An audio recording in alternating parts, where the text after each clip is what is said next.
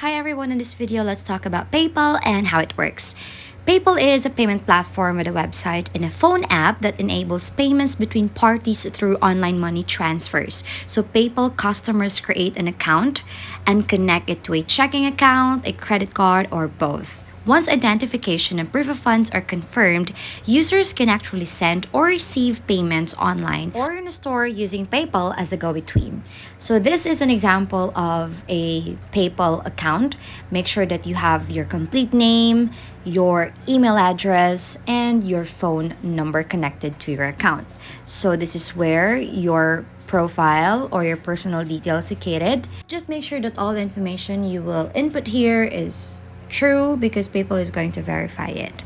So in this page, the home button, you'll be able to find here two options whether to send or request money. So in sending money, all you have to do is to write their full name, or you can write their username or email to send money. And then if you wish to request money from someone, same process, writing their names or their username and their email address.